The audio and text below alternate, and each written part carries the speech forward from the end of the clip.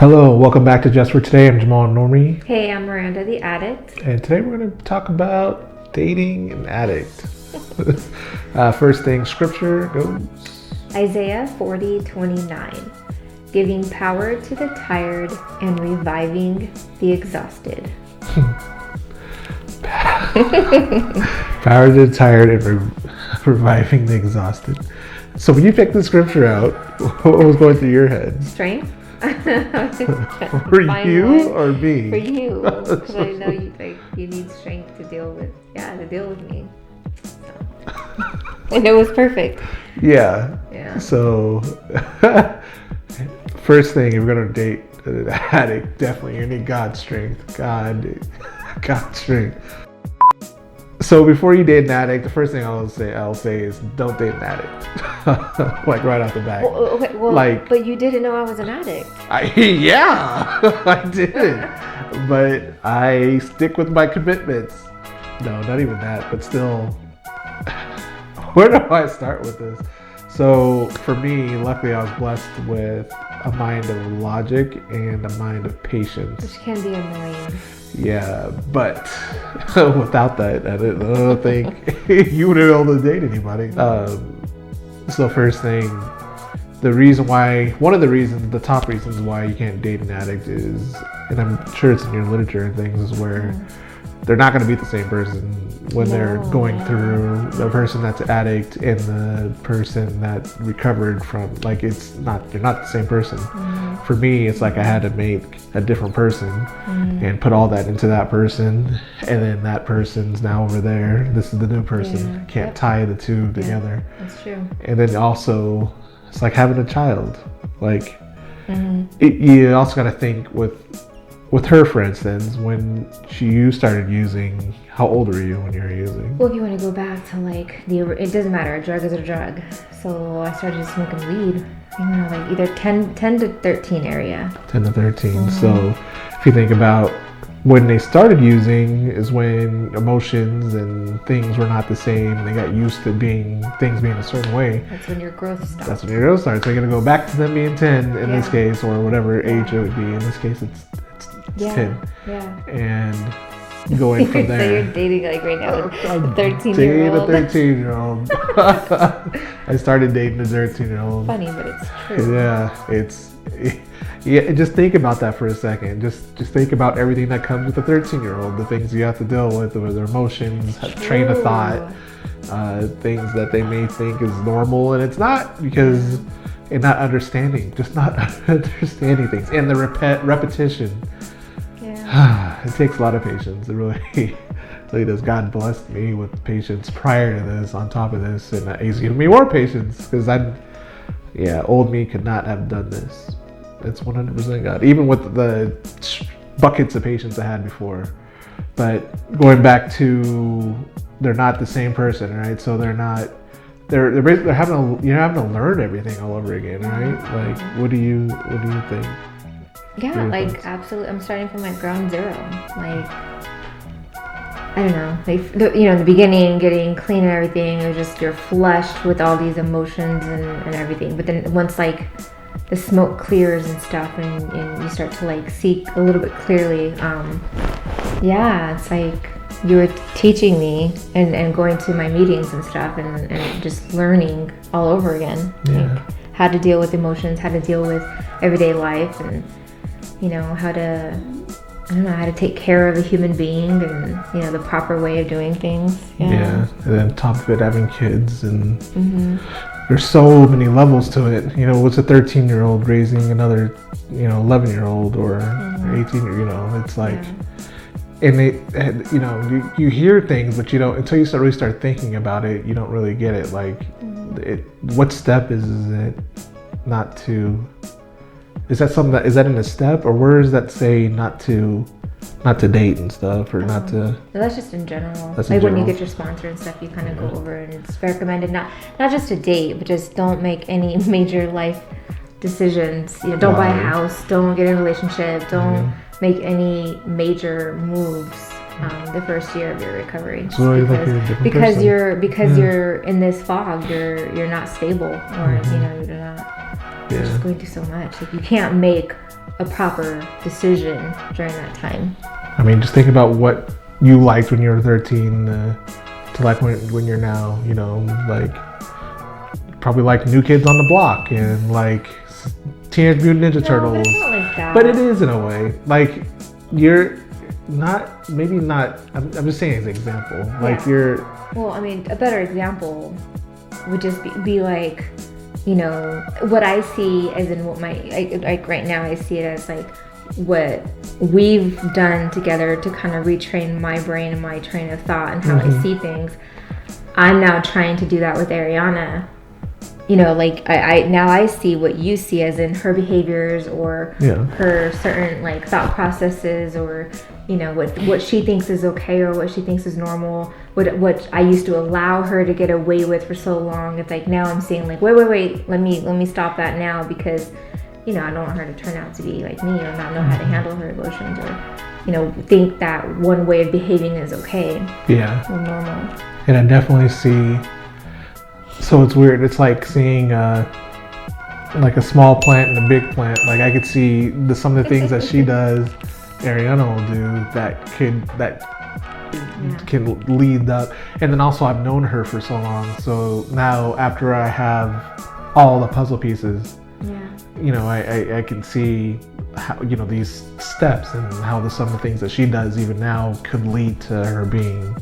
Yeah, like there's some things that I don't even see. Like you see both the big plant and a little plant, and so there's times where, you know, I won't even notice it that I have to correct something, and then you call me out on it, which starts an argument because I don't want to admit it, I don't want to see it, you know. It just And when I was saying, like, I get what you're saying, but at the same time, like you liking Ninja Turtles and New Kids on the Block and all that stuff is more of. First of all, it would be immature, not New Kids on the Block. Let's get that straight. Immature. Whatever. It's more not necessarily like your likes, but just how you perceive things per se. Like is what I was saying. You know, you're seeing things under that era. Like that mindset of like being me, and how like you've come a long way before you thought the world rotated around you. You know, and that's not, the world doesn't rotate around any of us. That's not how reality works. Right. That's what I mean. I don't mean necessarily that you like to play with toys when you're 13 and now as an adult you still like to play with toys. It's not just it's training and how your mind works and going through the steps. For me, it's very definitely experienced some things that I've never experienced. Let's go back to, you didn't know you were dating an addict. Yeah, I got dropped on me. Yeah, that did. Yeah, and so it's kind of, you know, weird because like you know, fell in love, or you know, you fell for someone who isn't who you're in love with today. Right. So sometimes I often think like, do you feel like you're stuck with me, or like why did you continue? Because I'm not who I was at all. Like I was outgoing, I would stay up late, you know, I would do fun things, and now I'm just like blah. I just want to sleep, just want to stay in. So that's interesting how, you know, you actually went through the whole dynamic. You went through the whole thing with me. You know, like not having a clue that I was an addict. Like you had no idea, and you came in at like. My most like the biggest change, or you're talking about so deep into my drug use, like I was out of control at that point. I was obviously, that's how it happened to me. Like I was so out of control, I was just doing whatever I wanted to do, didn't think about the consequences, didn't think about anything but just getting what I wanted. Anyway, so I was at the most out of control period of my life. Peak. And then that's when you came in. I still sugarcoated everything, and then I admitted to you like, hey, I have a problem, when you know things were blowing up in my personal life, and then you actually like you helped me through it. Like you stayed there. It was hard. I mean, I remember we were, you know, I was just, oh my gosh, but you stayed so calm.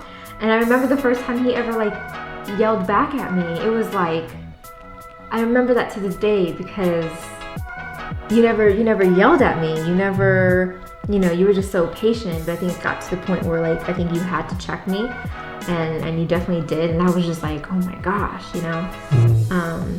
But yeah, so anyway, we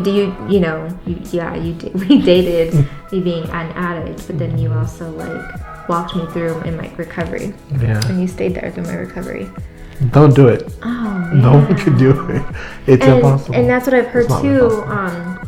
I remember I talked to my sponsor about certain things and just saying, like, you're not who you used to be, and things change in relationships and family. Like you learn, like, what are your triggers, like, how you behave or what thoughts come up when you're around certain people. And I remember my sponsor telling me, like, she changed so much. She was actually married when she first got into recovery, and then they ended up getting a divorce because she changed so much. Like, that's not who she is anymore. Yeah, so. It's like you married a different person. Yeah. And not only that, to you too, you could, not you, but like to an addict, you could have liked these certain traits in the other person because they match whatever you're doing when you're doing it too, and then you're changing, or your mind changes about things, like how you feel about, your likes are no longer your likes if you're with somebody because of liking certain things and not liking certain things. Those might change, like maybe you have energy to go to movies and do fun things, and all of a sudden now you're an in-house person. Those are two different people you can date. Luckily, I can go any way with anything. Like I'm like, if there's a circle and there's traits around it, like I'm kind of in the middle, like I can fit in anywhere. And are you okay with that? Just because, I'm looking at the spectrum, like full-blown addict, crazy, getting off of the drugs, and then like stabilizing, and then finding God and finding the right path and getting straight. Like, you were actually with me during that whole thing. So I don't know, I think that's cool. Yeah. That took a lot. Like, seriously. Anybody else would have been like, I'm out. Yeah. And that's what people, again, if you're thinking about dating somebody and they're an addict. And it's funny because you don't even know what addict. Now I see addicts everywhere. Like, I know what I'm looking for. Even when I never thought of somebody as an addict. Even the people that were doing drugs and things like that, like, it never crossed my mind, maybe you're an addict. Like, the term addict never crossed my mind. And also what I thought of an addict was, because back then, if I thought of an addict, I thought there was something wrong. Like, you're on the side of the street, you're scratching the side of your face, you're doing X, Y, and Z. You don't seem like a normal person. You're not someone I would hang around with. But knowing you for so long, and then now my perspective on what an addict is in general is completely flipped.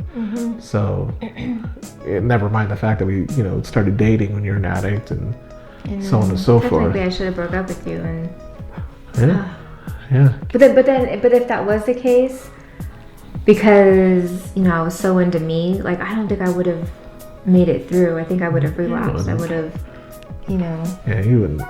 Well, you would have never tried to recover, though, right, would you? Exactly. No. I'm like very 90% sure I would have relapsed. Yeah. So thinking. So it's weird to say, but every single thing. This is weird how God works. It's this tapestry. Like, thinking back, every single thing that I've gone through to lead to this point, every single thing that she's gone through to lead to this point. People look at it and can say that it's because of blah, blah, blah. But for me, when I step back and I look at the bigger picture, like, every single step, like, I had to be at a specific place, state of mind, mentally, physically, where I was, like, all these things, and her too. Like, if this would have happened any time earlier, I would have said, I ain't doing this, or it's hard to explain, but it's literally like you're looking back and you see that road. That's how God works, though. It's crazy. He works in mysterious ways. And I just want to point it out there. It's not that if it wasn't for him, I wouldn't be in my I wouldn't be where I'm at.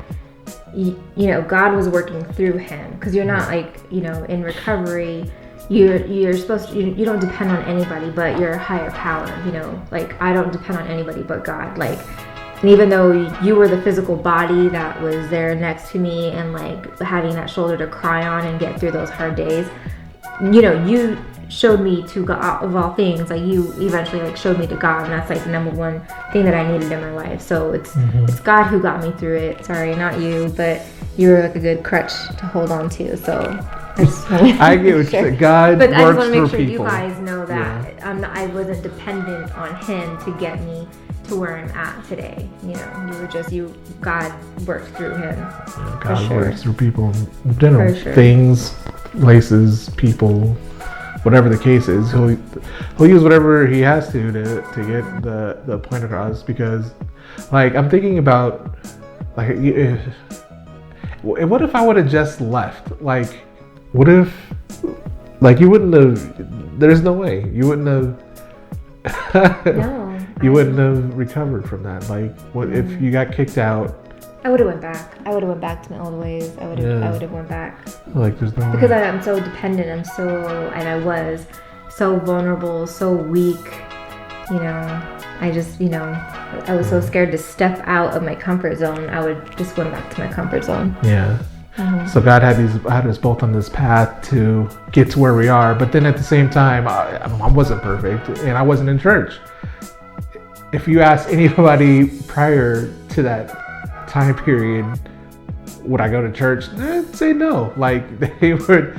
There's some people that if I showed any of these videos, if they got a hold of these videos, you're like, who is that? It doesn't make any sense. It looks like Jamal, but that can't be Jamal. Like, it doesn't make any sense on my end. Also, it wasn't an addict per se, you know, but my life was way outfield, and it instantly, just as fast as it was for you to stop using, my life changed as well. So again, God with His bigger plan, working through mysterious ways, things that don't make any sense. And here we are talking to you about these things. It's just crazy. It is nuts. You're welcome. But to wrap up, don't date an addict. How do you know you're dating an addict?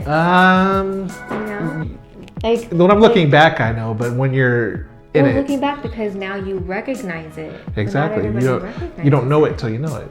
Or what if you're dating someone? I don't know. It's so complicated. Because I'm thinking, if you're dating someone and you guys go out for drinks or whatever, and you notice, wow, she drinks a little bit more than I do. You know, like, no, there's definitely is that a flags. red flag? No. What was that's a not red flag? Was there? You don't know. We'll go into that in another topic, another time. Right now, we're going to be over here for another half an hour trying to explain that. But Don't date an addict, but don't date an addict. Be there for them. Then you would have lied. So you can't do would've. that. So Oh, I would have been offended. you get offended and you were an addict. I know. That's what happens. That's how the mind works. But that's all the time we have for just for today. Leave us a comment below. Have you ever dated an addict? What was your outcome? Are you an addict, and have you gone through recovery? What's your perspective on that? This will be the first of a long conversation. Like, share, subscribe, do all the things, but most importantly, remember to just keep coming back. Stay clean. Bye. Bye. I can't see. Testing. Of course you can't see your glasses, I know. And reviving the exhausted. Okay. Do you see it? No, I can't see anything. Look into that one. I can't see anything. Well, put on your glasses. I don't have it. Isaiah, to the tired and reviving the exhausted. Hello, welcome. Wait.